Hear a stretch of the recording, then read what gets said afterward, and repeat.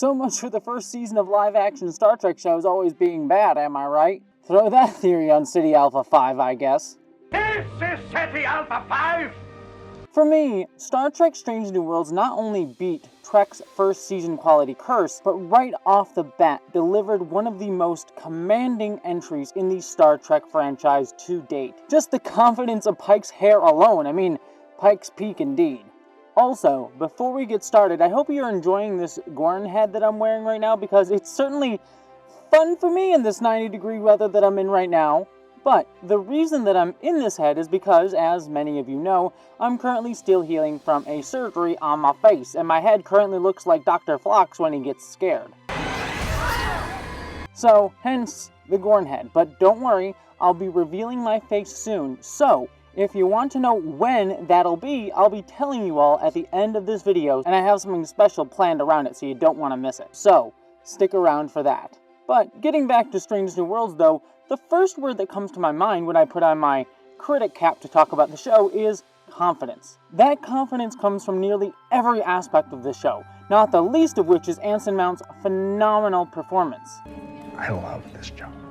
Yet, I think foremost among them is the return to the franchise's episodic roots, as well as its fulfillment of the promise of Star Trek's original pilot, The Cage, which featured Jeffrey Hunter originating the role of Captain Pike as a no-nonsense, conflicted, slightly misogynistic. No, she does a good job, all right. It's just that I can't get used to having a woman on the bridge. Yet still charming leader. While that pilot would eventually morph through numerous different risks by Gene Roddenberry and Lucille Ball into the William Shatner-led series that we all know, Strange New Worlds took that original kernel and popped it. Like a tribble. Do tribbles pop? Tribbles pop. They have to like pop out of somewhere, right? Right? Where would a tribble pop out of on this? Do they have a butt? The show feels like a direct extension of that original pilot and the original series, just updated for a modern day, giving the show a sense that it knows what it's doing right from the first scene, because it was building off of what had worked before. It has room to play in a way that Star Trek Discovery or Star Trek Picard never did. Over the course of its 10 episodes, though, Strange New Worlds managed to be a campy 1960s comedy, a tense thriller, a horror film, and insightful political commentary. We even got Spock as an emo sword and sorcery wizard, y'all. Is that not the most logical hairstyle? Yet, while Strange New Worlds lived up to the infinite diversity and infinite combinations ethos in its stories, even feeling like they had gone back in time to crib scripts right off of Gene Roddenberry's desk, it never lost its identity. It all felt Strange New Worlds together. But more importantly, it felt like Star Trek, bringing these moments of reveling and delighting in our differences, ourselves in our bonds and community that we form with each other that make us stronger together and let us build a more hopeful tomorrow, while also having some fun along the way. So, while I promise that this video isn't entirely a gush fest about this show because I do want to offer up my criticisms of it, let us just have some fun along the way as I review Star Trek Strange New Worlds Season 1. Hit it.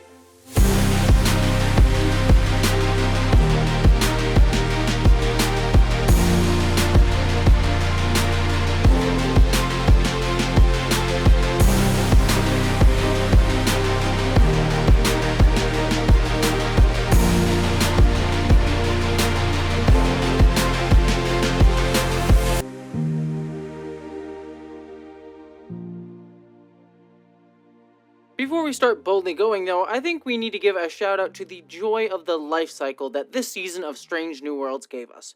Who doesn't love the adorable rubber-faced look of our favorite lizard aliens, the Gorn? I mean, Captain Kirk certainly did.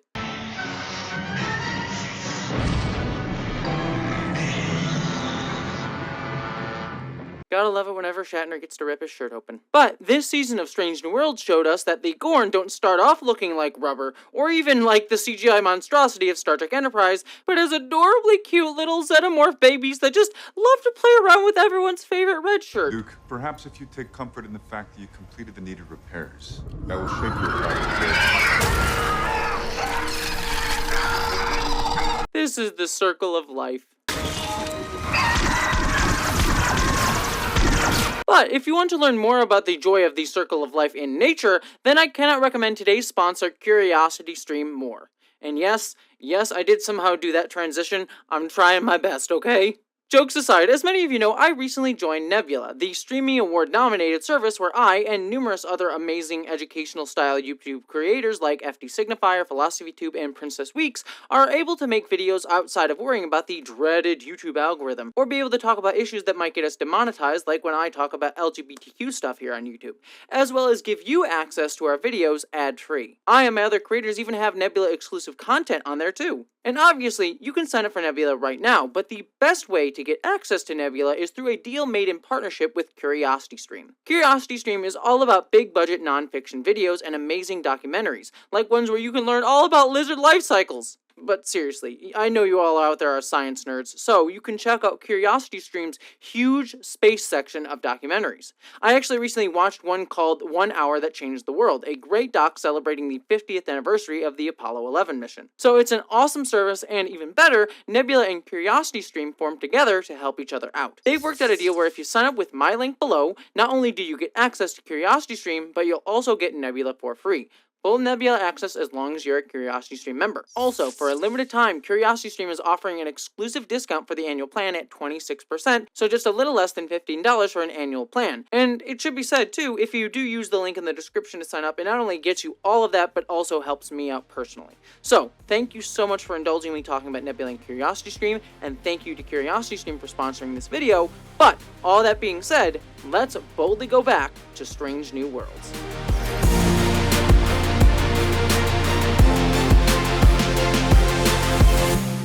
Even before its premiere, Strange New Worlds was a labor of love. Akiva Goldsman is a controversial figure not only in Star Trek, but in all of pop culture media. I mean, the dude wrote both Batman and Robin and A Beautiful Mind, so it's kind of hard to peg this guy.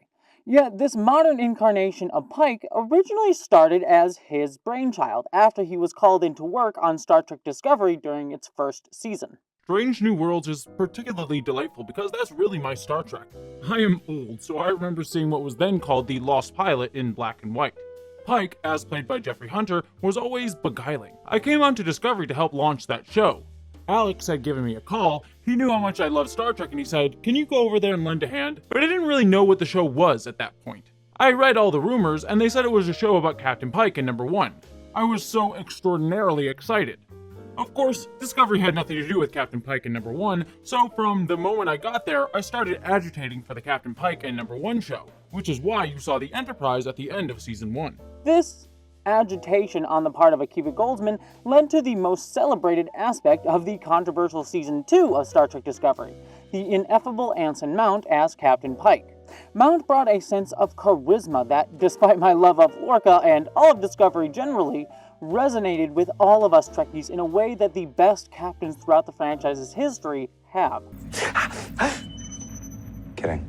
Oh my god, I thought I broke a captain. Fans adored this man. I mean, some of the first videos on my channel that blew up were ones where I just gushed about Captain Pike's command style.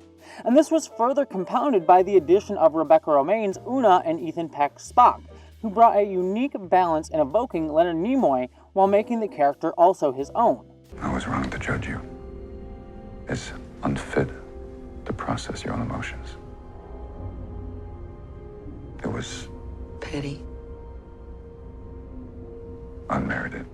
All three of them remained one of the most universally positively received aspects of Star Trek Discovery, which, while certainly still great Trek in my book, had some polarizing reception even outside of the toxicity surrounding a lot of modern Trek and pop culture media discourse today. And don't worry, we'll talk about that in a little bit. All of this led to the creation of the Enterprise sets for the finale, which, unlike the Kelvin Timeline movies, lovingly updated the original series designs for a modern day. Though it did have that weird corridor behind the consoles, thank God they got rid of that one for the actual series. We know that Trekkies do not love additional space in our starships. Goes back all the way to Star Trek V, Star Trek Nemesis' Endless Chasm, or the Turbolift TARDIS Room of Death in Star Trek Discovery. So it was by no means a surprise that after doing some short treks with the characters to satiate fan appetite, with both fans and creator enthusiasm for the show at Pike's Peak, if you will, Strange New Worlds was announced with Anson Mount's lovely pandemic beard on full display.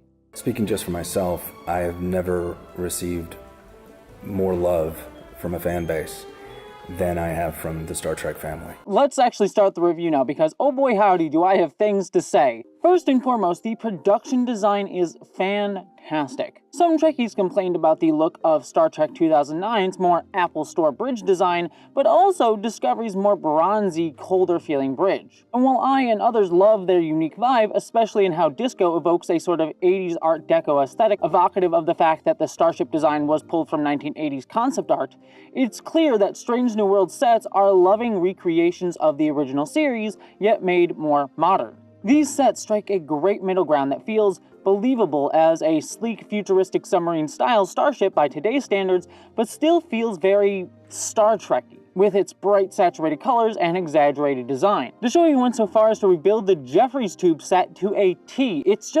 It's so lovely. Even sets that drastically differ from their original series counterparts, such as the VR wall technology created cavernous engineering set, still feel like the 60s filtered through a modern lens. They even brought this energy to recreations of the one-off sets like the dang Amok time set in episode 5. They're just so pretty, they even got the bells right. The shaky bells, oh my god, the shaky bells.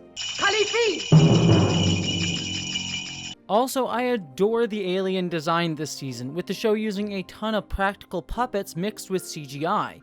Even the cute Gorn babies look adorable! Look how cute they are! You will love them!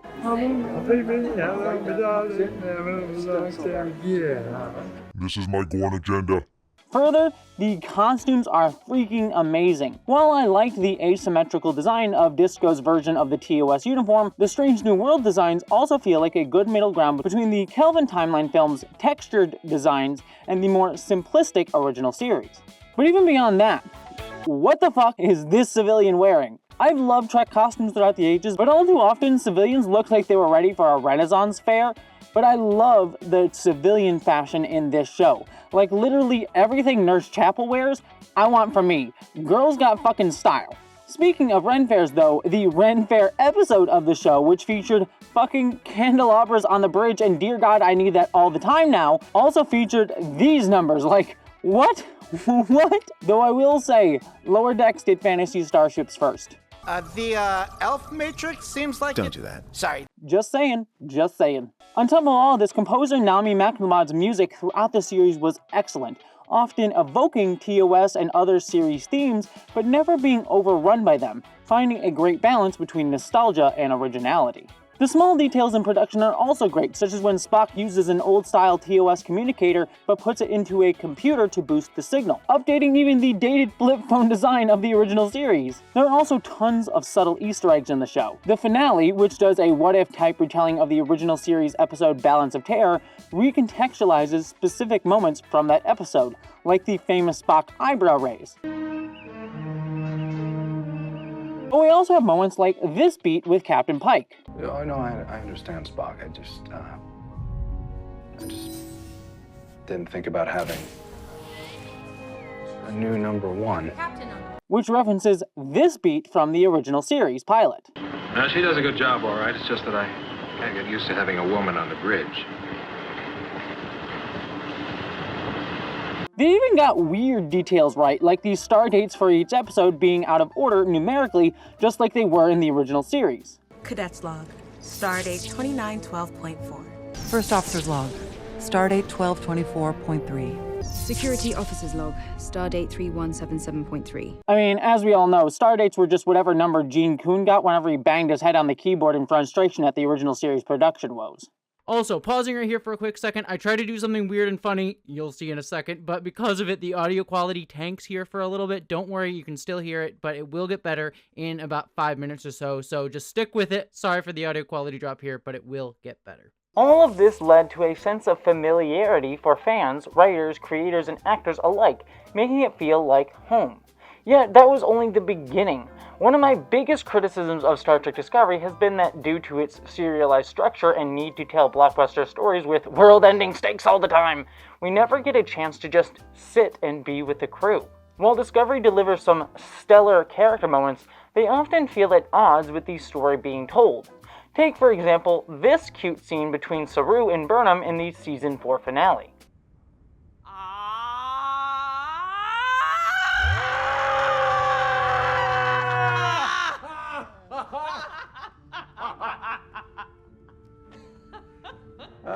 It's a cringy little scene, but I think in kind of a fun way that bonds these two characters. but that moment is taking place at a time in the series where the Earth is literally hours away from being destroyed. Guys, you don't have time for this! We never get a chance to just sit and be with Discovery's characters on an off day, and it detracts from the show's core strength, its strong character writing. Yet, due to its episodic structure, the character writing in Strange New Worlds gets to shine. So many Strange New Worlds' best moments come from these small interactions between characters, often occurring when the actual stakes of the show either haven't been set yet or have already passed. Arg, me mateys. If we ever catch Angel, we should make them walk the plank, arg. Please stop. And this is no more seen than in the inspired choice of the recurring Captain Pike cooking bits. There are several scenes this season where my adorable future husband, Captain Pike, makes community dinner and breakfast for his crew. You're on time, we're just kicking around some intel on mission brief. Won't you clean up? People are capable of doing two things at once. Spock? Approximately 4 days ago, the USS Peregrine activated a distress beacon before losing contact. We'll take over the dishes for a minute. Oh, yes, of course. I adore the briefing over breakfast we got in episode 9, for example, or the crew dinner that we got in episode 2. It feels like the most authentic evolution of what Star Trek Enterprise tried to do with Captain Archer's dinners in that show. It makes the ship feel lived in, and that these characters have lives beyond what we see on screen. Plus, like, what is hotter than Captain Pike in an apron? You tell me, because I don't think there's anything. Also, I love the fact that Pike sleeps with a captain of equal rank, showing an understanding of the show of equal sexual power dynamics that other Trek shows sometimes, did not. Picard dating a subordinate, anyone? Speaking of characters though, let's talk about them. First, I love Strange New Worlds' diversity. Discovery in its most recent seasons has pushed Star Trek to become its most diverse and queer franchise ever, and Strange New Worlds continues that show's as well as Star Trek's long legacy of presenting diversity as a natural part of the future of humanity. So many different nationalities, ethnicities, and sexualities are present in the show. Not only that, but they are portrayed authentically, such as Nurse Chapel and Ortega's casually mentioning sexual escapades with women. This is what I appreciate about Dever. You and I are on the same page. Casual, no attachments, it's just for fun. Zero commitments page. It's more like a book than a page, and you said the same thing about that gal on Arjulius too. That was a misunderstanding. We even have Mbenga's character's costume in the Ren Fair episode evoking the character's Nigerian roots, instead of the show taking the simple route of having him costumed in a more typical European fantasy attire. Unlike Trek of the past, which were diverse, yes, but often sometimes filtered that diversity through a Western and straight white dude viewpoint, all of modern Trek since Discovery's Season 3 have taken pains to let characters be authentically themselves, and it's great. Not perfect, but they do it really, really well, in my opinion. Further, despite being episodic, the characters' arcs are serialized in this show. Strange New Worlds honestly feels closer to Deep Space Nine more than the original series or even The Next Generation, with character beats that build off of each other each episode, all expertly culminating in either fitting conclusions or cliffhangers for every character's story by the season's end. Enough has been said about Anson Mount's Pike, but it's all worth saying again. Mount is excellent, embodying Starfleet's Boy Scout. He feels safe, warm, playful, approachable. How close do you want to get? First date or third date? Blind date. Copy. Proceeding with caution, sir. Yet when he takes command, you know to listen. Be vigilant. Get creative. You're the best of Starfleet. We survive this by working together. The show also uses the fact that Pike knows his ultimate fate to add wonderful pathos to the character. Most humans, we like to think that right until the very last instant, somehow, some way, we'll cheat death. At least I did. Yet that internal struggle never shows in front of the crew and works perfectly as a background element to the character. Mount never overplays or oversells, even when asked to play more broad moments. I can't take it anymore, I tell you. The walls are starting to close in on me.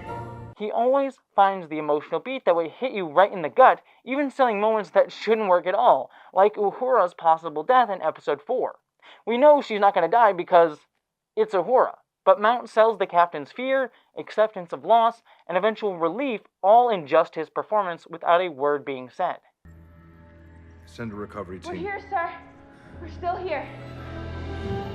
Rebecca Romaine's Una sadly had less to do this season than I'd hoped.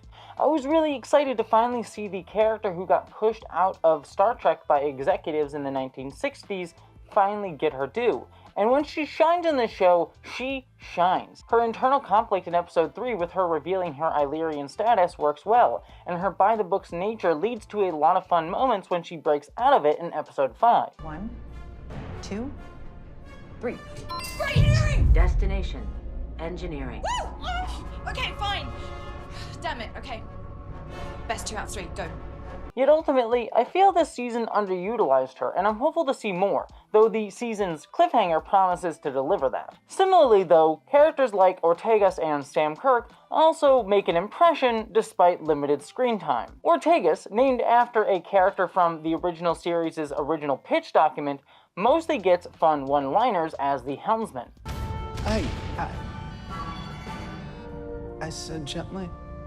What does firing gently even mean? Yet even these simple interactions with crew members showcase her personality, and Melissa Navia steals almost every scene with her lines. Also, this moment... Or what? You're unarmed.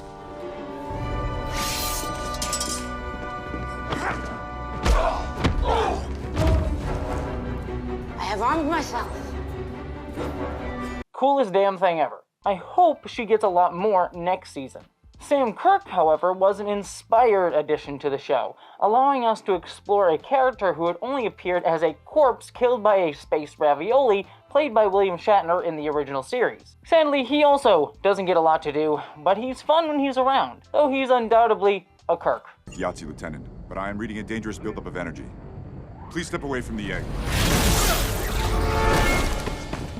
Yet it speaks to the power of these actors' performances that even the characters with less screen time, I'm still able to get a read on who they are regardless. Episodes like the Elysian Kingdom, where everyone is playing off character, shouldn't work this early in a show because of how early in the run it is, as most shows by this point typically haven't given us enough to know who the characters are before messing with their personality. This was an issue with a lot of Season 1 episodes of previous Trek shows like The Naked Time, The Naked Now, or Dramatis Persona. But here in Strange New Worlds, these characters feel so fleshed out that when they play off character, we know that they're not who they actually are supposed to be, and so it works.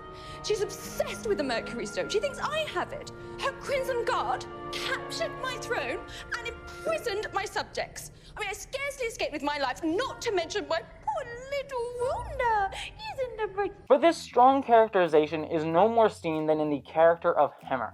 I was so excited for Hemmer because he's an alien pulled directly from my favorite Ugly Ducklings Trek show, Enterprise, and he's excellent as the curmudgeonly engineer. Yet he's able to show many facets of his character in just a short amount of time.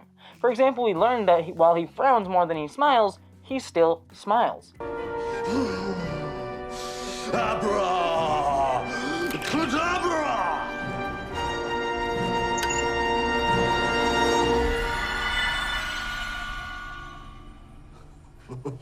He's willing to enjoy the moment because he's complex, alright? And his philosophical musings with Uhura are excellent, which made his death in episode 9 so damn tragic and painful. He only appeared in a handful of episodes this season, yet I wept at his end. There is a criticism to be leveled that the show is possibly trying to tug on heartstrings too early and that this death doesn't feel earned, but for me, it works, though I understand if it doesn't for others. That being said, I do think there is a valid criticism to be said that the show's marketing made a big deal of a blind character being in Star Trek finally being played by a blind actor, only to kill him off so soon. While I'm not disabled, I asked disabled people about this on Twitter, and while there was a wide variety of feelings about it, from people liking it to some feeling it was earned, some feeling that it was not, a large majority of folks said they were hurt by him being killed off so soon, in a way that mirrors how many queer people like myself felt about the bury your gays moment with Culber in Star Trek Discovery Season 1. I would say that Hemmer's death is more earned and done less for shock value than Culber's death, but that still doesn't negate the fact that the show's one disabled representation is sadly lost so quickly, and could be hurtful to many disabled folks as a result, especially since that representation was so venerated beforehand. Getting back to our regulars though, Mbenga was another minor original series character given a second life in this show. Babs Alasamukun brings a doctor's warmth to bear here, and I enjoy his laid-back bedside manner. They're gonna nerve pitches for this, aren't they? Yes. Probably. His character's arc this season, trying to save his terminally ill daughter by trapping her in a transporter, was also pretty inspired and original for the show. However, it was also the arc I sometimes felt was underutilized at times. When the arc first appears in episode 3, it paints Mbenga as disregarding others' safety, something called out in the show, but I don't think fully addressed, and made me initially a little bit hesitant to enjoy the character. As we continued on, moments with his daughter were lovely, but that storyline never had much time to breathe. It also didn't help that this storyline was primarily explored in my least favorite episode of the season in episode 6, and we'll get there. But I do like how the show used this arc. It brought it up in one episode, touched upon it in a few other ones, then resolved it by the end of the season, with his daughter becoming a Q-like being of energy in an emotional finale. I'm happy. I'm safe. You did the right thing. Someday we'll see each other again. I know we will. But you have to live your own life now. Create your own stories. His arc wasn't the strongest, but it was explored and resolved well, showcasing this series' well-implemented use of serialized character arcs that resolve or climax by the season's end. Another classic character that we got this season was Uhura, played by Celia Rose Gooding, who killed the role. Nichelle Nichols was iconic as Uhura and meant so much to so many people, especially in the Black community, inspiring astronauts and actors. But Uhura was never given much characterization in those old shows. Here in Strange New Worlds, though, Uhura gets more backstory in one episode than she did in 55 years of the franchise. About a week before I was due to start, they were killed in a shuttle accident. My older brother, too. I'm so sorry. Not only that, while I like Zoe Saldana's Uhura, Strange New Worlds Uhura is not defined by her relationship with Spock here. Her being scared of putting down roots is a great arc for the character, given that we know that she does eventually settle on the Enterprise, giving us a good, clear sense of where she is heading. And her finding her place on the ship after Hemmer's death adds more depth to her appearances later on in the original series. It enhances the original character, not detracts from it. I also thought that having her being a rotating cadet on the ship was inspired, giving further depth to how confident she was in numerous areas way back in the original series, and allowing us to also understand and see other departments on the ship. It makes me sad then that it seems that Uhura will be leaving the show at the end of the season, at least for now, but I'm excited to see if this means we'll be getting another classic character like the alluded to Scotty coming in. It would be excellent if, without overwhelming us with classic characters and becoming fan servicey, that we have classic characters come in and out of the show. And as it stands, it was nice to have Uhura be given a strong background here, and I'm excited to see if she'll come back in season 2 or beyond. Speaking of backgrounds though, La'an Noonien Singh. La'an had the darkest backstory of all of our characters, and not for the reasons most Trekkies thought when we heard her last name. While her connection to the famous Khan and her being bullied as a kid for it is brought up, it is used more for Una's arc than La'an's. La'an's arc dealt more with this season's big bad, the Gorn, right here. He's right here. There's the Gorn. Here he is. Do you know what I saw on the faces of so many of the people I loved as they died? Before they were slit open and fed on alive or used as breeding sacks. Do you know the last thing they felt? Surprise. Yes. Bringing back the Gorn was another inspired choice. The show brought a sense of ferocity and terror to a creature previously only played by a man in a rubber suit. Yeah, you thought this was an actual head, didn't you? It's like a face condom. That's what masks are, right? Face condoms? I'm gonna stop. Yeah. Oh, and also it appeared as a CGI creation for Star Trek Enterprise, and let us not forget about the Gorn wedding. Gorn wedding! Though, how could we ever forget the Gorn wedding? While some felt that Strange New Worlds was playing fast and loose with canon, I think it works well, making the Gorn a horrific antagonist in their notable appearances, and La'an is at the center of both of those episodes. Christina Chong brings amazing energy similar to the fan-favorite drummer character from The Expanse. Like, there stares a lone man I could die for. Chong gives La'an the right moments of trauma, dealing with clear disassociation and anger stemming from her PTSD at her childhood experience with the Gorn, but it never feels over the top. How you holding up? The enemy doesn't care about my feelings, Captain, so I don't waste my time having any. Well, that may be true, but it's not looking that way to the crew. With all due respect, you know me well enough to know that I don't care what the crew thinks. I've always been blunt, that's just who I am. She also has moments of humanity, such as her playfulness with Una in episode 5 and her admitting her prejudices in episode 3. Do you want me to tell you it was just a sickness talking? I don't know. Was it? Yes. And also, no. All my life, I've hated augments. Hated what people thought of me because I was related to them. Understanding why they were outlawed in the Federation, the damage they did. They almost destroyed Earth. Okay, so I'm just gonna let you know, I know these masks are getting more and more ridiculous. I'm trying to keep it fresh for all of you to make this interesting, but I don't know what I'm doing with this one. I don't know what I'm doing with this one. I'm trying my best, okay? I'm just trying my best. I guess I at least grew my beard, so there's that. That's Star Trek-y, right? Anyways, Spock time. Ethan Peck had some big ears to fill, given Leonard Nimoy's iconic performance, making Spock perhaps TV's most iconic character. And Peck certainly handles the mantle well. Peck manages to better evoke Nimoy's more astute confidence, helped immensely by his incredible voice.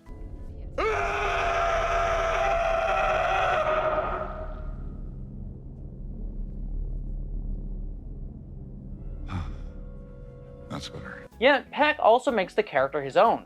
With Leonard Nimoy's original characterization in the original series, Spock had fallen more into pursuing his logical side. Peck finds an excellent middle ground between that and the angsty Vulcan of Discovery. And for the first time, I enjoy expressing emotion. Ooh boy, someone needs a colon R stat. Here we have a Vulcan struggling with his human emotions, but more willing to explore them. He's pushed to question his emotional identity in episode 7 by Captain Angel. You are proposing I better balance my human and Vulcan natures. I'm saying maybe you're neither. And ultimately he lets them out in a moment of crisis in episode 9. Where Spock in the original series was always struggling with his emotion, Spock in Strange New Worlds is struggling with his logic. It makes for a great addition to this character's history. It feeds the character's arc that ultimately leads to him accepting his whole self in the movie The Undiscovered Country. Logic is the beginning of wisdom, Valeris, not the end. And eventually, similarly symbolically unifying Vulcan and Romulans in the Next Generation and Discovery Season 3. Also, Peck's scenes with T'Pring this season are lovely. You are wearing ritual mating colors. So I am. And yet the entire meal has passed without you. Queering.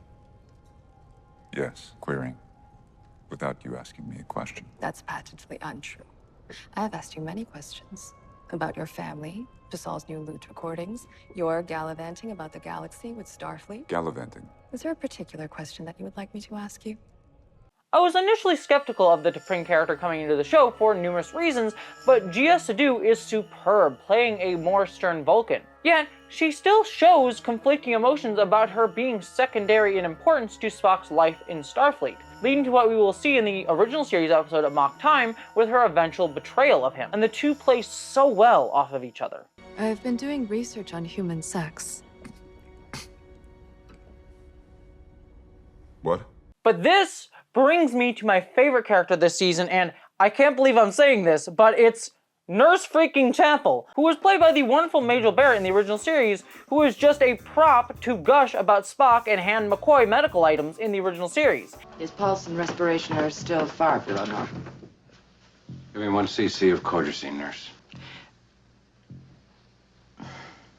Yes, sir. She had zero personality in that show, but Jess Bush brings so much in this show. She steals every scene, from her outfits to her facial expressions to her line delivery. Here it's like giving birth out your mouth. Who says something like that? Me? I also love that she has become Strange New World's Riker in terms of sexual energy. Hey, we don't have to order food, you know? We can just get out of here. But I'm hungry. And they have Sliniki and shirts. They're always in season. All I'm saying is that instead of talking, we could be off having fun. Jonathan Frakes would be proud. This is sounding better all the time. And as you know, I provide the most memorable desserts. My favorite part of dinner. Now all she needs to do is a Riker maneuver, if you know what I mean.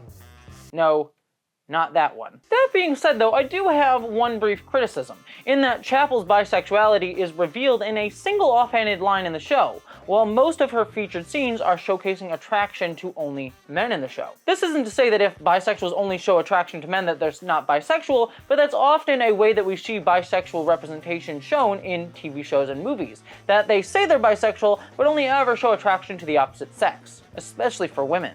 On top of that though, while I certainly love the depiction of Chapel being more non-committal and enjoying frivolous sex, that's something I think we need to see more of in TV, it does play into the uncommittal bisexual trope. I guess just let me put it this way. I love Chapel's depiction of her being bisexual is great, but there are some potential landmines in terms of offensive bisexual tropes her character may step on, and I hope they take pains to avoid them in Season 2.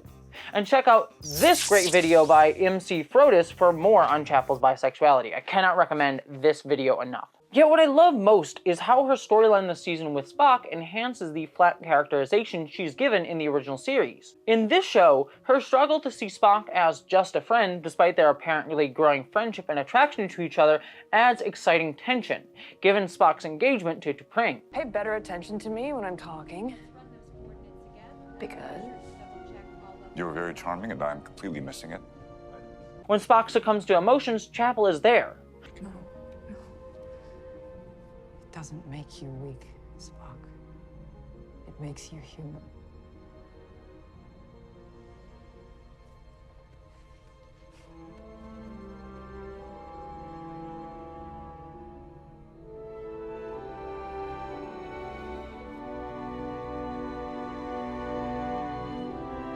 These moments in Strange New Worlds makes scenes like this one from the original series, which was originally a very 1960s, "Oh Spock, I love you so much" moment, since women's only character arc could be pining after men, is given a lot more depth now that we have new context for it from Strange New Worlds. But you're part human, too. I know you don't. You couldn't hurt me, would you?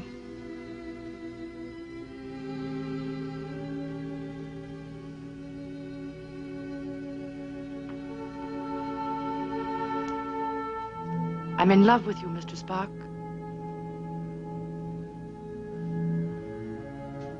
My only major knock on Chapel's story this season is that it's still defined by her relationship with Spock. I would love to see Chapel get some stories outside of how she feels about Spock in future seasons. But still, dear God, do I love Chapel. I mean, she fucking smiles when she realizes she has to chase a dude down in the pilot episode. I fucking love it.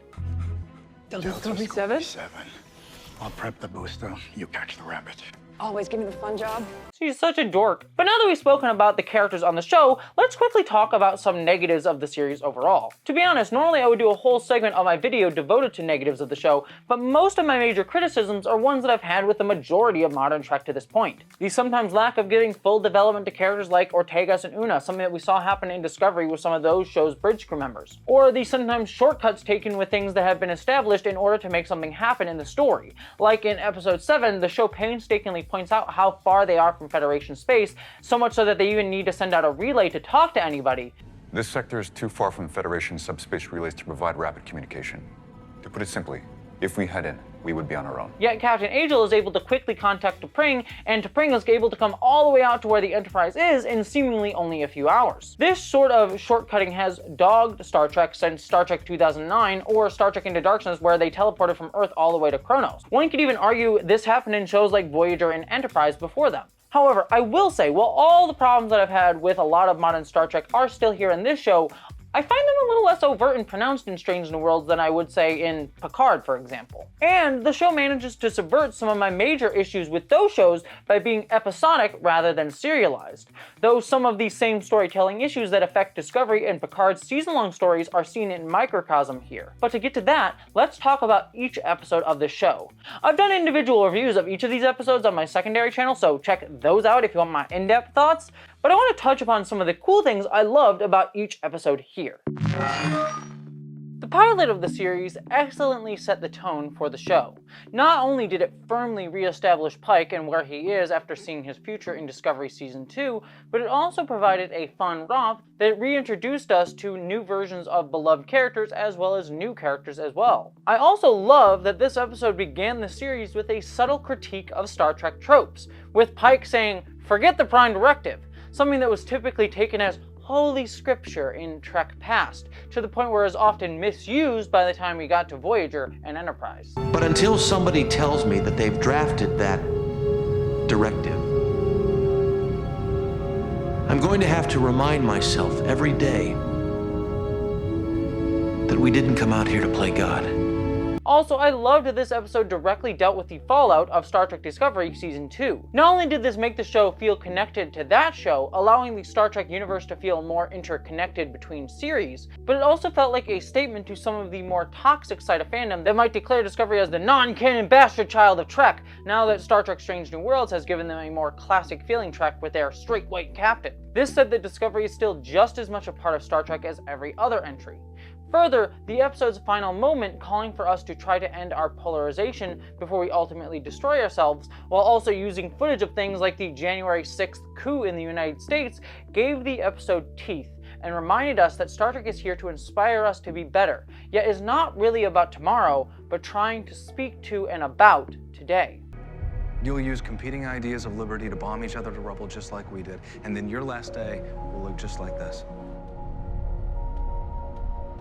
Perhaps somewhere all your ends are written as indelibly as mine. But I choose to believe that your destinies are still your own. Maybe that's why I'm here. To remind you of the power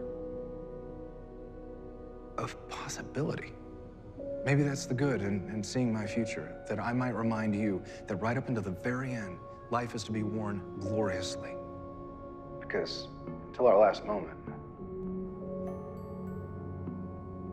the future's what we make it. Even if the episode was a little bit both sciencey and liberal to my leftist eyes, I still enjoyed the ideas that it was trying to get across. This episode felt like a statement by the series that it could do classic Trek. While this one didn't overtly stand out as unique, it felt comfortable in the identity of a Star Trek show. Uhura also had some great moments, and it established the excellent Captain Pike cooking scenes. It also symbolically pushed Pike's fate arc forward with a tale about belief, predestination, and even subtly critiquing Star Trek tropes again by Pike going around cultural beliefs that Starfleet shouldn't influence planets' developments. It seemed to call out previous Trek stories like Star Trek The Next Generation or Into Darkness, arguing that civilizations had to die because the Prime Directive said that you couldn't interfere, which is patently ridiculous.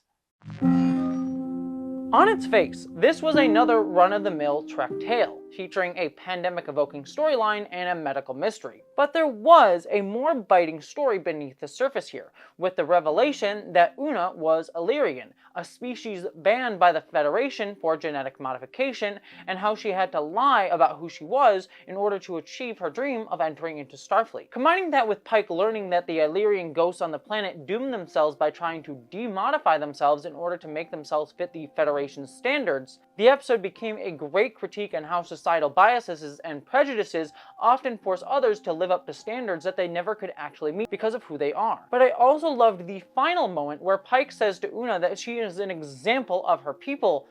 I just did my job, sir. No. You defy every stereotype the Federation has about Illyrians. You're an example to them. And to all of us. And Una feels uncomfortable with that. What if I hadn't saved all those lives? Would Captain feel the same? What would he do if I wasn't a hero? One of the good ones? When will it be enough to just be an Illyrian?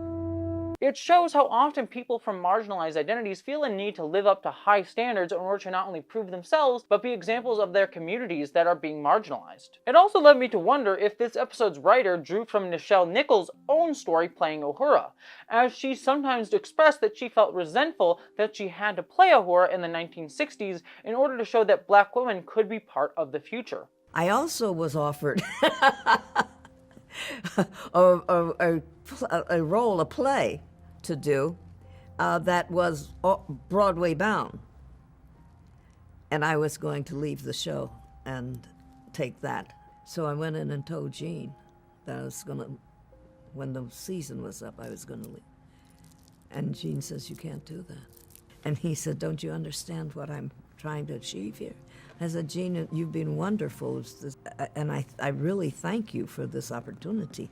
But you know, my life is theater, musical theater, and I'm getting offers for all kinds of wonderful things where I want to be. Dr. Martin Luther King, my leader, is walking toward me, not 10 feet away. And then this man says, yes, Miss Nichols, I am that fan. I am your best fan, your greatest fan. I said, well, I'm leaving Star Trek. He said, you cannot. You cannot. For the first time on television, we will be seen as we should be seen every day, as intelligent, quality, beautiful people who can sing, dance, but who can go into space. Gene Roddenberry has opened a door for the world to see us. If you leave, that door can be closed because, you see, your role is not a black role. And it's not a female role. He can fill it with anything, including an alien. And I knew then, I didn't want to know it because I was going to go through some more turmoil for the rest of the week.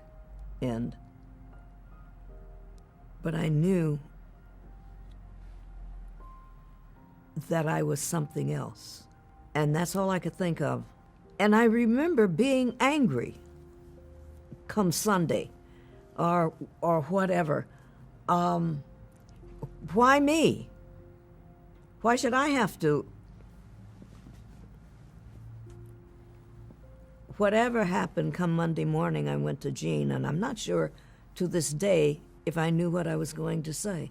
And I said, if you still want me to stay, I'll stay. I have to. While the role was certainly an important one, it did place a lot of pressure on her to be perfect, and also limited what she could do outside of that role. And so for all of that, Ghost of Ilyria rings entirely true to all these aspects of marginalization. Also, the episode talked about no magic blood in Star Trek, so screw you, Into Darkness. This was just a tense thriller that evoked classic Trek like Wrath of Khan or Balance of Terror, or submarine films like Hunt for the Red October. Pike and we as the audience are feeling the pressure of the situation and the constantly escalating stakes, which made you feel the tension each time that it was ratcheted up. It was also an excellent showcase for La'an's backstory and trauma as well, and I also loved that it added to Trek lore with Starfleet Remembrance Day and re-establishing the Gorn as an actual threat. This episode is an instant classic. I adored that Spock Amok showcased that Strange New Worlds wasn't afraid to evoke the weird side of Trek. This was a body swap episode, the best type of campy TV nonsense, and Ethan Peck and Gina Sodow's performances are top notch. We have switched bodies. We seem unable to switch back. Get out of town. We are not in a town. You guys did a body swap, like your minds are in each other's. That is correct. I am Spock. And I am T'Kreen. Now that you know, you can likely tell the very clear differences in our mannerisms.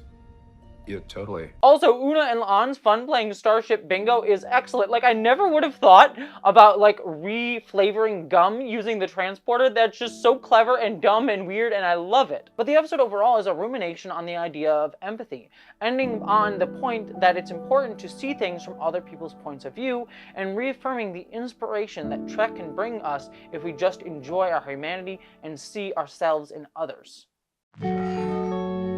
Personally, This was the weakest episode of the season for me. I appreciated that this episode went for an allegorical cautionary tale akin to Ursula K. Le Guin's Those Who Walk Away from Omi Laws, using the literal suffering of a child to keep civilization going in order to represent the metaphorical horrors that we accept in our culture today to keep our society of opulence going, and questioning if it is indeed worth the trade. This episode also apparently drew from a draft of an episode that Gene Roddenberry produced for the original series. However, sadly, where this episode failed for me was in its structure. For this type of allegorical story to work, we need to explore the society in which it's situated, seeing what the trade-off was for the child's life. And while we learned here and there how this alien world was so advanced and why it would trade a child's life for it, the episode is more focused on its mystery of unraveling who is beyond this mysterious plot to kidnap the child. This mystery focus highlights a recurring weakness of modern Star Trek, often focusing on mystery box style stories rather than concretely evolving themes. However, unlike Discovery, where this mystery box would be a whole season storyline, here it's confined to a single episode, making it less of an issue for me overall.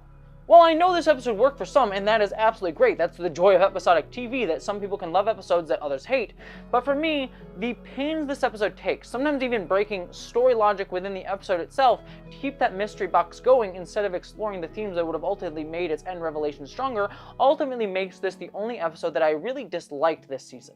And if you want to know my more nitpicky thoughts on this episode, I'd recommend my review of it.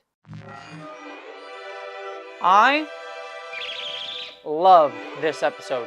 I know this episode was divisive for many reasons, but if you know me, it's probably telling that my favorite episodes this season were Spock Amok and this one, and that my favorite modern Trek show is Lower Decks, because I love it when Trek gets weird, and this episode certainly got weird. While this one starts off in a standard way, it builds to a hilarious and joyously campy finish. Pike instigating a mutiny on a pirate ship and literally getting a pirate wheel is so freaking inspired of a choice, I adore it. Yet it was Jessie James Cattell's performance as Captain Angel that I adored the most. There's a reason that queers like me love camp, and this is it. Fire phasers. Oh, this is fun. While I totally get if her performance didn't work for you, to me, Trek's best villains have always been the more campy, theatrical, over-the-top ones. I mean, Trelane, Q, Khan himself, even Gul Dukat all have that dash of over-the-top bombast to them that Angel fits perfectly within. Shall comply. Vulcans are not swayed by emotions. Seriously? I've been using emotion to sway you all day. Oh, those poor, sick colonists. My tragic love lost in battle.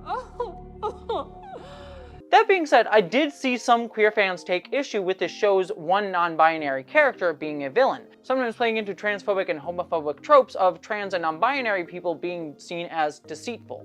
And usually I would actually 100% agree with this critique. But let me make an argument to you. Since Star Trek Discovery's third season, modern Trek has been wonderfully queer. While there's been many problems with modern Trek, it has never been afraid of queerness. We have 6 LGBTQ characters, including a trans man and non-binary character in Discovery. We have a bisexual lead in Star Trek Lower Decks, 2 bisexual women characters in Picard, and even Prodigy has a non-binary character. Not only that, while we can debate the quality of each of these shows and their representation within, I personally felt that the queer representation has been handled tastefully and well on each of these shows, for the most part.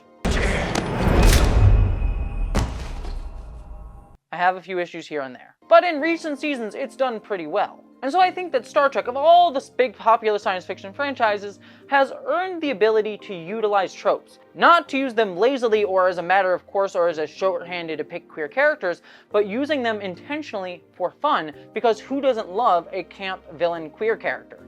I think the show did Angel as a villain really well. It doesn't reek of the issues that I had with characters like Empress Georgiou, for example, where her queerness felt tropey and unearned at that point in the series. You are savvier than he was. You do know that he's gay, right? Don't be so binary. In my universe, he was pansexual, and we had DEF CON level fun together. And you too, puppy. Did you just call me Papi? coming as it was off of the Bury Your Gaze storyline and the problematic mirror universe bisexual storylines from Deep Space Nine. On top of all of this, Angel's non-binary status in Strange New Worlds is never overemphasized in the show. She even gets to say things like this. I may have fudged a detail or two, but I never lied about who I am. Showing that her non-binary identity is never a cause for question of her deceitfulness or a questioning of her identity. Further, while her non-binary identity is never highlighted in the show, themes of living outside of identity binaries are brought up, evoking issues that non-binary people deal with and understand implicitly. I urge you to consider that you do not need to be either Vulcan or human. That is and always has been a false choice. The question isn't what you are, it's who you are. But I love that it's Angel's confidence in their identity that causes Spock to question his interspecies emotional logic struggle, not the other way around. You know, all species put things into boxes. It's like you're either this or you're that, and sometimes we act a certain way to fit people's expectations, but that's not necessarily who we are. And sometimes, like on the bridge just now, it can limit us. You are proposing I better balance my human and Vulcan natures. I'm saying maybe you're neither. It was the confidence of a non-binary person in their identity that affected another character. This is how you do queer themes without overemphasizing someone's queer identity. That being said, you get one trope, Star Trek. Keep going with the queer representation. Don't make all of your characters villains like this going forward. But I did enjoy this one. That being said, I do want to pause here because we need to discuss something kind of harder, and that is toxicity within Trek fandom. I get that camp over-the-top villain acting may not be everybody's taste. There were a ton of people that took to IMDb and Rotten Tomatoes and Twitter to review bomb this episode. Ostensibly, they blamed their bad review on Catel's bad acting. Yet if you looked at a lot of these reviews, you may see that critique combined with other critiques like the episode was preachy. Hit over the head with agenda. Spock gets a lesson on sexuality by a transgender actor. How woke. Him/her delivers their monologue on the obvious agenda they were put on the show for, and they lost any of the subtlety of the character, because a few of the viewers might not get it. So let's hit them over the head and drive that ideology home. Filled to the brim with agenda, bad tropes, and garbage plot lines. Thanks. This episode was awkward from the beginning. Some fidelity to the Star Trek genre saved it. Why shove a bad actor down our throats and then use them to preach at us? I'll still watch this despite this episode. The actor playing the villain can't act their way out of a paper bag. Forced and preachy. Ready to move on to the next episode.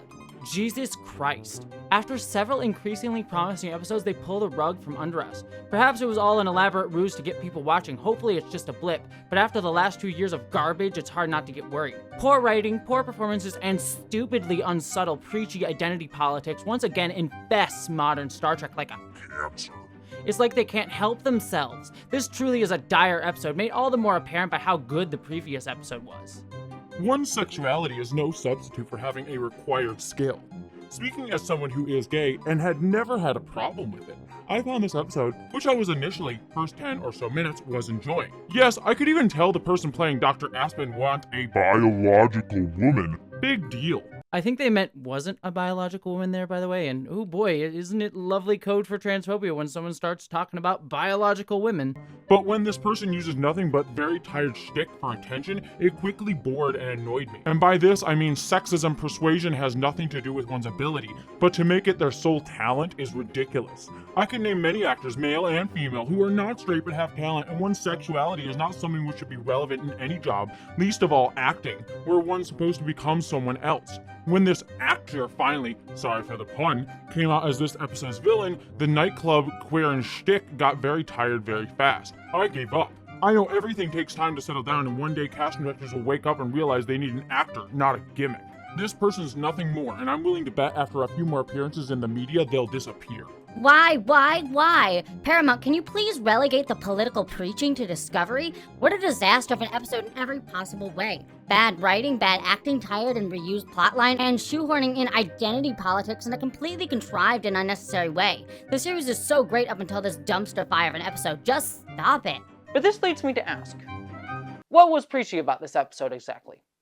Because if you watch it, there's no overt political messaging. There's no moment where the character stops to talk about non-binary identities, which wouldn't be a problem even if it did, by the way, but there was no moment that seemed to explicitly call out to the audience that it wanted to preach a message at them. It was just an over-the-top villain character having some fun and camping it up on screen. So the only thing that I can think that is preachy about the episode in some people's minds is that it featured a trans woman actor. Because having a trans person exist in something is somehow equivalent to preaching. I mean, compare the reaction to this episode of Strange New Worlds to a recent episode of the Star Trek adjacent The Orville series titled A Tale of Two Topaz. Despite my mixed reaction to the Orville's discussion of LGBTQ issues in past seasons, I thought this episode actually did a fantastic job discussing both intersex and trans issues in a real nuanced way, and I did a whole review praising it. However, the issue is, that show has literally 0 LGBTQ human characters, and the intersex and trans story in the episode was told through an alien metaphor rather than literally. So as a result, I had a ton of people comment on my review of the episode to say how anti-woke this episode was, despite it being literally more preachy about LGBTQ issues than anything Strange New Worlds was doing. Many of them even misinterpreted the episode as being something just alien or even anti-transgender or anti-intersex, because they sadly haven't been given the media literacy to understand that this metaphor was about human things, not just alien ones. I was deeply impressed with not forcing gender change due to an agenda. This is a good job of saying genderism is irrelevant to children. Keep their sex until of age. How is this a trans issue? Topa was a biological girl converted to a boy by a society that rejects women. They only want males. It almost seems to make the opposite argument against changing one's gender. So powerful to show the terrible consequences of forcing transgenderism on children. Bravo, Seth MacFarlane.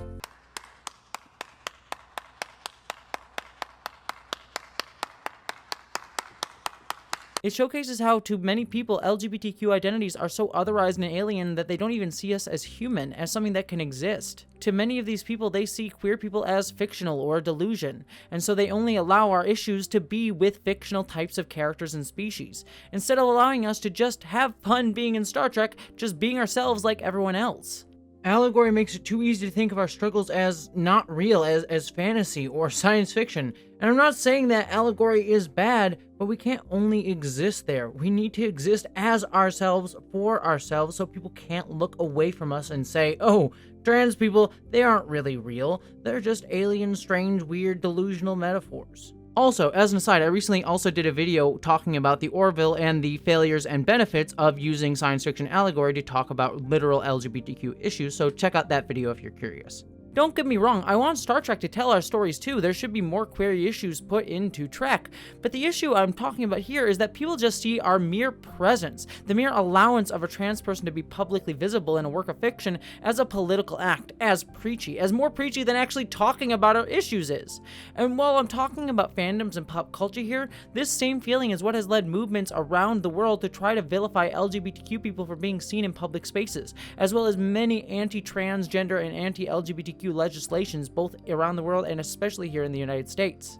It's the same thing that angered me when I saw people saying that Star Trek Discovery was preachy and shoving queerness down your throats. That any show that has a queer person in it, just existing as we usually do, is somehow preaching to the audience just by our natural existence. If you want another quick example, even as I was writing this video, I came across this meme getting a lot of traction in online Trek circles that argues that a non-binary alien character from an episode of Star Trek The Next Generation that was literally all about gender and sexuality was a completely well-rounded character, while two trans characters, one being non-binary, one being a trans man from Star Trek Discovery, were somehow all just about their sexual identity and bad writing, quote-unquote. Now, to be clear, it is not transphobia to dislike Star Trek Discovery or dislike its writing. I honestly don't care if you like or dislike Star Trek Discovery. In fact, I welcome that conversation. But this meme and this idea is transphobic. I mean, it forgets that the original Star Trek The Next Generation episode that this non-binary alien was from was literally all about sexual identity. That was the point of the episode and the character.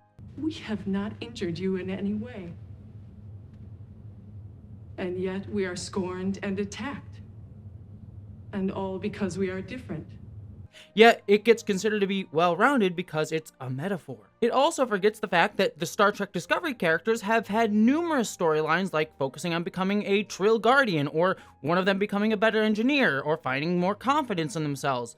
But they're considered to be all about sexual identity just because they're trans and existing publicly. Many of their storylines have nothing to do with their sexual identity or their gender identity, but they're considered to be all about that just because they are literally trans, and people think that trans people existing on screen means that we're somehow always talking about gender identity. Because when people see us, that's what they're thinking about, even if we're talking about completely different things. This continually shows how trans people just being publicly visible is constantly seen as somehow more sexual and political than even talking about our own discrimination is, as long as that discrimination is made palatable to a cisgender, non-transgender audience. Some people don't wish to see us as human and only wish to engage with us as palatable allegory meant to teach other people about us. They can't imagine trans people getting to exist outside of how we are discriminated against, that we live full lives outside of the bigotry that we sometimes face. Now, I understand, to a degree, where this feeling comes from, even though I condemn the way that it's expressed. The feeling stems from many people not ever seeing queer people authentically portrayed and not experiencing queer people in their everyday life, though more than likely they probably met a queer person, they just don't know it. But because they've never had an explicit chance to be around queer people existing around them in media that they love sticks out to them. And so because it sticks out to them, they start to see it as inherently preachy. And whenever there's a moment that's explicitly queer, like the Elyria scene in Star Trek Discovery, their one scene where they discuss their pronouns, they'll say that it's beating you over the head with representation. I've never felt like a she or a her, so I would prefer they or them from now on. Okay. When, to me and to many queer people, that scene was one of the most natural parts of a non-binary person's life. Every non-binary person has had to explain their pronouns to someone else. It's not preachy, it's just part of our existence. And it's one scene that people still harp on to this day as being over the top and preachy, despite the fact that Elyria has existed in an entire season after this moment and has had numerous scenes that have not touched upon their non-binary or transgender identity. Not that it would be a problem if they had. So let me be clear here. It is not transphobia to dislike a trans actor's acting, like Jessie James Cattell's acting in Star Trek Strange New Worlds. It's okay to not like it. What is transphobia, though, is to equate your dislike of their acting with their transness, and hide behind the critique of bad acting as a critique to argue against a trans person even being in a show. It's also transphobia to call a trans character's simple existence preachy, simply for being ourselves. We are as normal as you are, our existence just hasn't been normalized by our society today. Further, building off of this, I take issue with people assuming that their opinion on a trans actor's bad acting or their discussion of LGBTQ representation is objectively right, and that everyone else must have an agenda if they do indeed like it. After I praised Cattell's acting in my review of the episode because I earnestly resonated with her performance, some people told me that I must be lying in order to force my trans agenda upon them because no one could possibly like her acting objectively. These people never even considered that I might earnestly have liked her acting, as many people did. Just because the world has catered to your viewpoint forever does not mean that your opinion is ubiquitous or objective. I won't lie, I am biased. Queer people love camp, and the wonderful James Somerton did a great video on why queer people resonate with camp acting. But all of us, every single one of us, is biased. We all have things that we resonate with and don't resonate with. Even as a critic like I try to believe myself to be, I am going to have biases. All of us do. You don't have to like something, but don't assume that your opinion is ubiquitous and that it is objectively right, and that anyone who disagrees with you must be lying as a result. That is transphobia, because trans people are often assumed to be lying or deceitful as an inherent part of our identity. That we're lying about being women, for example, if you're a trans woman. So to use that trope to say that I was lying about my review of Star Trek because I had an agenda, that I take deep issue with. And on top of all of this, I am honestly tired of the collective hissy fit that some groups do over the simple existence of queer folks in media. I mean, conservatives literally had a meltdown because two girls kissed in the recent Pixar movie Lightyear for 2 seconds, with a Utah theater even saying they'll fast forward through it, like a freaking parent skipping the scary parts of a movie. These are the same people currently throwing a bit of a hissy fit because a trans character appeared in the Disney Plus series Baymax, arguing that it's sexualizing children. Thank you. I prefer pads. They're more comfortable for me. Thank you. I always get the ones with wings. Thank you. Get them scented and bleach-free if you can. Thank you. Yo, my daughter loves these. Thank you. These might be easier if it's her first period. These are really environmentally friendly. What is going on here? what is going on here? So I don't know, is Baymax, is he a robot or an alien, or is he an alien robot? Is he a boy or a girl? I have no idea. But yes, there was a boy character, a male character wearing a trans shirt, of course. And he says what kind of tampons he uses. What parent is letting their kids watch this shit? This absolute shit. They are coming for your children's brains. Is that not enough to get you to wake up to wokeness? Oh, I'm sorry, Dave Rubin. Is Baymax being a robot way too confusing for you? Yeah, then I guess that would make trans people entirely too scary. Ooh, they depicted a trans man who has periods. You know, people who exist in real life. Oh, for 2 whole seconds. Oh, it's so scary and awful. Honestly, this is just childish behavior by grown-ass adults who throw a hissy fit when even the most casual and passing existence of a trans person is slightly acknowledged around them. And it's also so clear that people like Dave Rubin and a lot of other right-wing conservative media people, and a lot of people in government, by the way, complaining about this 2-second scene or anything to do with trans people is really just trying to rally transphobia to build their brand or their base. Like, for example, when Rubin tweeted my own tweet pushing back against his intentional misgendering and dead-naming of Elliot Page, to then immediately try to peddle his merchandise in that same freaking tweet. It's so gross and blatant, and don't worry, I have a video in the works about this issue. As my friend and fellow YouTuber Jose put it, white cis men are always allowed to be mediocre characters. If someone claims something is bad writing, but only seems to focus on characters from marginalized groups, it's not the writing that bothers them. They're either lying or need to ask themselves some tough questions. Oh, also, quick aside on Dave Rubin, but he blocked me after I called him out on this, which is hilarious. I started this Pride Month getting harassed by Matt Walsh from the Daily Wire and his followers, and then I turned 30 and got a gender confirmation surgery during Pride Month, and ended the month getting blocked by Dave Rubin, so I feel like I did Pride right this year, y'all. And if you are someone who is fans of these people, I'm not here to tell you you're a terrible person. I'm here to tell you that these people are lying to you, just peddling this stuff, just peddling hatred in order to get you to buy their merchandise or vote for them. They don't actually care about issues that actually affect you. Trans people don't affect you. We just want to exist. Let's actually talk about real important things. But so many people don't hear that message. They just want to throw a whiny hissy fit about trans people existing in a kid's cartoon. Grow up. It's so clear that this feeling is ultimately coming from an anxiety over the fear of a replacement that fuels so much of the conservative movement nowadays, leading the way for the current anti-LGBTQ, anti-women, anti-black, anti-brown, anti-indigenous, anti-Asian, and anti-other POC and anti-other marginalized groups movements that we see across the United States today, with more and more legislations being pushed hurting marginalized groups, like, for example, trans people, that I see every single day and affects me every single day. I totally agree that representation can be performative, and that companies can sometimes shove representation into things because they want to get the progressive points. That's clearly what's going on with Lightyear. Those 2 queer characters are certainly not there because Disney believes in queer representation, but because they feel like they probably will make more money by having that representation in there, but aren't really doing anything substantive to actually show queer people. But this means that we should have better and more representation, not none at all. This should be the baseline, not the end goal. So get used to it and stop complaining that it's too much or preachy. And finally, since I'm on this train, and thank you so much for following me here, I am so done with this white replacement nonsense in fandoms. I constantly see this backlash against any people of color appearing in a work of media. We saw it with the character of Admiral April in Strange New Worlds, who appeared as a black man in this show despite being white in a cartoon show in the 1970s. Some fans got all up in arms about it, claiming that it breaks canon, when that animated series canonicity has always been dubious, and these people often argued against the original series canonicity when it suited them to hate on Star Trek Discovery just a few years ago. It's very clear that the real problem they have is with the man's skin color. We also saw it recently with the character of Reva in Obi-Wan Kenobi, with the actress Moses Ingram receiving a ton of hate simply for existing. There's nothing anybody can do about this.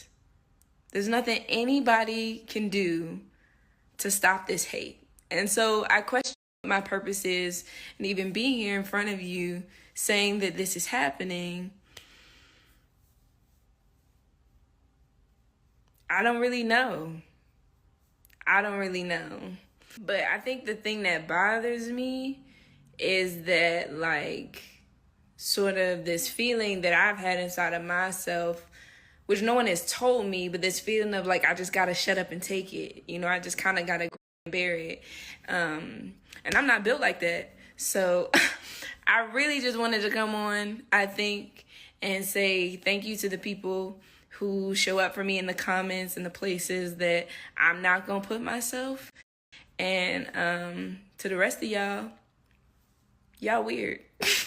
We also saw it recently too in Marvel with the MCU, with people review bombing the show Miss Marvel on Disney Plus because they argued that the Muslim Kamala Khan was here to replace the white woman Carol Danvers character, which wasn't the case. Captain Marvel's still gonna get her own damn movie. But it's still funny how they'll use a white woman like Brie Larson, who they attacked by the way when she was seen to be replacing Captain America only a few short years ago, to delegitimize a Pakistani girl's place in a work of fiction. It all stems from this white replacement narrative anxiety being fueled outside of these fandoms, being pushed by people like Tucker Carlson and Republicans in power in general. Know that the left and all the little gatekeepers on Twitter become literally hysterical if you use the term replacement, if you suggest that the Democratic Party is trying to replace the current electorate, the voters now casting ballots, with new people, more obedient voters from the third world. Let's just say it, that's true. Those ideologies lead to more harmful actions and ideologies like we saw, sadly, recently with the Buffalo shooter. And it's very clear that these things pop up in pop culture because it's used as a place to feed and fuel these anxieties without it having been seen as political. We saw it with things like Gamergate, where literally people like Breitbart and Steve Bannon utilized the Gamergate movement to gain power and a foothold in media establishment. So if we do not allow these narratives in our political discourse, I will not allow them in my fandoms. So, that being said, do cis white dudes have a place in the future? Yes. I adore you, I love you. I mean, I stand my Captain Pike. Infinite diversity and infinite combinations means that you are part of that future, but you don't always get to be the ones in control. That I hold you dear only if you do the same for everyone and allow everyone an equal place, not a subordinate place. And I won't stand for it in my fandoms or my communities. Not to mention, I am tired of the perpetual motion outrage machine that needs to hate on every new entry of a show because outrage is what fuels the clicks. So much of our world today is fueled by doom scrolling about hating on things, to be angry at something. That's how much of our social media and political discourse is run by at this point, on the fumes of our hatred and anger. Well, I'm done with it. And I want to be clear, if you hate modern Star Trek, that's cool. I didn't like Star Trek Picard Season 2, or even Season 1 for that matter. I'm not here to dictate to you what you should or should not watch, only to give you my opinion, which I hope is backed up by my years of practicing writing and doing critique and my expertise, hopefully, in the field. But there are those out there who don't provide nuanced critique, but just hate on the new thing. If your criticisms come down to regurgitating phrases like preachy, woke, forced diversity, that's not nuanced. That's just fueling all the stuff I've been talking about. Art is really a conversation, and critique is participating in a discussion with art and each other, not in some antagonistic relationship with it. The endless polarized discourse of best ever and worst ever doesn't fuel good conversation, only antagonism, and only benefits those who instigate it. It's the same in politics, honestly, and fandom anxieties are often then sublimated into real-world prejudices. Instead of saying thing good or thing bad or giving a numbered score, let's talk about what worked, what didn't, what resonated with you, what didn't, and have a conversation about what the art is trying to say. That's ultimately what I think we all need to hear. And we need to do it by listening to each other, not yelling at each other. And making sure that we do not stand for the people who do not allow that conversation to happen and push them out where they belong. Okay, now that that has been said, Cybok, right? Great! Oh my god, they added Cybok to this season of Star Trek Strange New Worlds. I did a whole video on this, but oh my god, the end revelation of this episode that Cybok is coming back as a possible recurring villain, dear god, I loved it so much. They're finally cashing those checks that Star Trek Discovery was too scared to submit after they chose to make Michael Burnham a sibling of Spock as well. God, I love it when Trek gets weird. I jumped out of my seat of joy at that revelation. While this episode's pacing was off here and there, I did adore the characters getting to play in over-the-top fantasy tropes. Mount as a sniveling toady was a particular highlight, as was Uhura's dress and emo wizard Spock. But the resolution of Mbenga's daughter's plotline was a true highlight, and while I felt it wrapped up that storyline a bit too soon, it was appropriately emotional here, and gave us a possible Q-like character that might return in future seasons. A horror episode that drew from great films like Alien and Predator that again showcased the Gorn threat, establishing them as a great Trek antagonist. We also got to see more of the Gorn's life cycle too, which was really cool additions to canon. However, the pacing for this episode was a bit too slow at first, and a few choices like characters moving around the ship too easily and some very clearly telegraphed red shirt deaths ruined some of the tension. Poor Dookie. Oh, Dookie. That being said, the emotional beats hit hard and fast this episode, with Hemmer's death gutting me. We also had La'an's arc coming to a fitting climax this season as she begins to work to heal her trauma moving into next season, and Spock succumbing to his emotions was equally gut-wrenching. Not a perfect episode by any means, but one that hit when it needed to. Holy shit, this episode was fantastic. It finally gave us that what if Star Trek show that we have all been clamoring for, asking what if Captain Pike captained the Enterprise during the classic original series episode Balance of Terror. There were so many great Easter eggs here, from the Romulan commander using the same speech that he did at the end of the original episode. It is not our way. I regret that we meet in this way. You and I are of a kind. In a different reality, I could have called you friend. No, it's not our way. I regret that we meet in this way. You and I are of a kind. In a different reality, I could have called you friend. To future Pike wearing a movie-era uniform.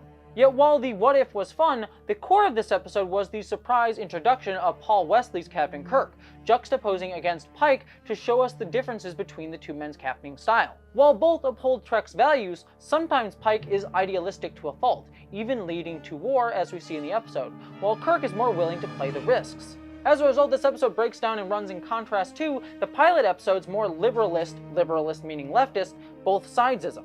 Here, Pike tries to be idealistic, saying that we can just talk it out, but Kirk understands that sometimes you just have to punch a fascist. I mean, Romulan. Sometimes you can't avoid a fight. If you had just chased that Romulan ship from the get-go and taken it out, maybe none of this would have happened. Not to mention, this episode closes out Captain Pike's arc wonderfully. What a fantastic and clever finale. So, this brings us to the end, and I have to say, I have loved a lot of what modern Trek has to offer. Star Trek Discovery, while messy and over-serialized, I still think provides strong characters and authentic cultural representation. And while I dislike Star Trek Picard, I appreciate the risks that it takes with the franchise instead of simply being the Star Trek The Next Generation Season 8 that it could have been. And I adore Prodigy and Lower Decks, as I believe animation is where the future of most long-running franchises get built. See Star Wars creators like Dave Filoni and shows like Rebels and Clone Wars bringing us characters like Ahsoka to fuel its current wave of live-action shows as an example. And Lower Decks is still my personal favorite modern Star Trek because it just so perfectly hits my particular niche. But Strange New Worlds takes all these things that I love about Trek, the diversity of humanity and the stories we can tell, the themes, the characters, the love of the weird and out there, the universe building, the political discourse, and foremost, the hope for the future of humanity, and distilled it into a single 10-episode season that I thought was absolutely fantastic. After all the toxic conversations that have sometimes dominated fandom discourses, especially after it reached its height in Trek circles after Picard Season 2, it was so refreshing to have this show. Strange New Worlds quickly has become the definitive entry of this current era of modern Star Trek, and for many people I would understand if it was their favorite Star Trek show overall. This show was indeed something special. That's the only word I can use for it. Special. This show will boldly go because it takes us to Strange New Worlds, and I can't wait for what it shows us next. Hidden.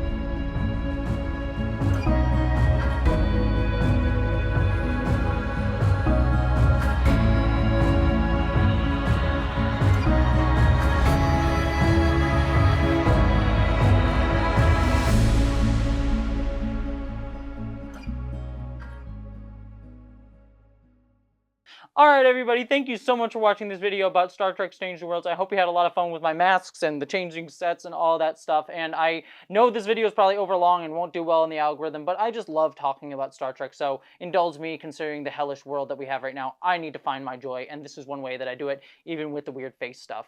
Speaking of weird face stuff though, I'm betting all of you are wondering what I look like underneath this mask? Well, right now I am still healing, but I do have a very special video planned where I am going to reveal my face, and it's going to be a very personal video for me that I've actually filmed a lot of stuff for, and I think it's going to be an emotional video for me, and I hope it'll be helpful for a lot of you that are thinking about transitioning or having conflicting emotions about trans stuff, or just want to see a trans person talking about trans joy while also talking about some of the harder stuff within all of that. It's a video that's going to mean a lot to me, and I'm hoping to have it come out later on in July. So be looking for, in the next few weeks, a video where I have my face reveal coming out later this July.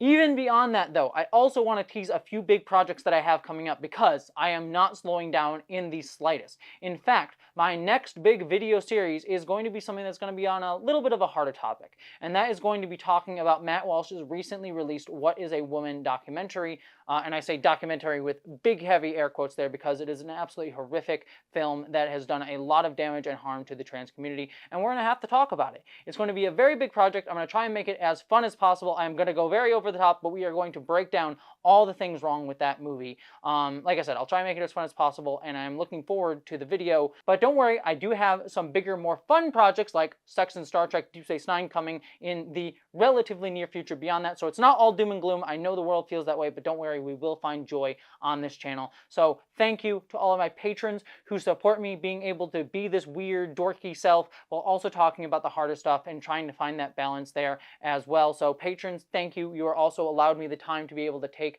time to heal and take care of myself during all of this. I would not have been able to take this time for myself to heal from surgery if it weren't for all of you. So patrons, mwah, I love all of you. Even if you are not a patron, thank you for your support. Thank you for helping me do what I do, for enabling me being my weird dorky self. I am so appreciative of this community. I do know that many of you out there in the community are saddened that I haven't been able to do my live streams lately because I've been healing from surgery. Don't worry, they are going to be coming back soon. Hopefully later on in July, I will be back on camera. You'll get to play video games with me, and we'll hang out and chat and do regular live streams like I used to do back before my surgery. So don't worry, that is coming. I'm also going to be doing a live stream for patrons only, so you'll get to see my face early. So head on over to my Patreon if you want to support me there. I'm also on Nebula if you want to support me there. I have a podcast called Jumpgate where I review every episode of Babylon 5 with my friend Vera Wild from the Council of Geeks channel. But beyond all of that, thank you so much, you beautiful people. I adore you, mwah, and I wish you all well, and I hope that you all live long and prosper. Thank you everybody for watching this video, and most especially thank you to all of my patrons who make all of this possible. I would not be able to do these videos without you, without your support, and take the time to make them. I would not be able to take the time to have gotten this surgery and heal and just be so joyously happy in my life and in my body. All of this is thanks to you, so thank you to each and every one of my patrons, and especially to Catherine and Beth, Morgan, the Pirate Queen, Kari, Aaron Foss, Joe Herman Holt, Miranda Janelle, Elysia Titivy, Lily Gray, Ashley Allenbo, Kikio, Stephen Kleinar, Jem Chin, Mary Mello, Matt Chung, Allie Gobert, Each the Mad, Randy Thompson, Super Desi, Wellington Marcus, Boyd and Mary Beth, Earl, D. Cassaray, Vincent Ellington, G. Man 42, Joseph Dewey, Sylvester Ratto, Chloe Dollar, Felicia Toast, James Krivda, Dominic Noble, Barbara Ruski, Elizabeth Christensen, Jennifer Fuss, Zone 1 Librarian, Jessica Wright, Andy with an I, Sunk, Corgi, Sean McKenzie, Nathan Fraughton, Lily Hazel Eyes, Sonia Nero Perdeau, Alicia Strice, Farangato, Mag, Transit Toronto, Wendy's Abyssal, Shield Maiden 4444. Sasha M, W Randy Edie, Pissed and Twisted Garage, John Weatherby, Tangy Wilson, Stephen Richardson, Melinda Walters, Carrie the Neuroturtle, I like that, Neuroturtle, that's a fun one, Zoe Kerr, Ulysses the Pagan, Beatrix Purvis, Kevin Frotag, Drew Bach, Willow B, Cyber Quaker, Casual Observer, Fox E, Sean Piper, Lysa Flynn, Gretchen Badger, Just Odd, Jedi, Indiana Jones, don't know why I said it that way, Blueberry Hill, Justine, Meadow Whisperer, Patricia Cromptich, William Stewart, Sarah Leslie Hutchkins, Sarah Bystamp, Sarah Lemero, Kay List, Laura Demeraux, Becky Sparks, Skyscanner, Nathan Steele, Blue, Verdict Sky, Melody Ann Winters Good, Hieresis, Troy Stull, Jason Knott, Tony the DC Nerd. I love you too. DC is awesome. Suck it, Marvel. I love Marvel too. Leo Ethel Boyd, Celestial Dawn, Maeve, Holly Walters, Nikki Gordon Bloomfield, Luna T, Strawberry Pup Tart, Spooky, Heather Sylvia, Michael Godey, Abigail Marie, Bella Lugosi, James Hodge, Corey and Vale Honkinen. Mwah! Y'all kick butt. I love you, adore you, take care of yourselves, make sure you're staying safe, and I hope you all live long and prosper, my friends.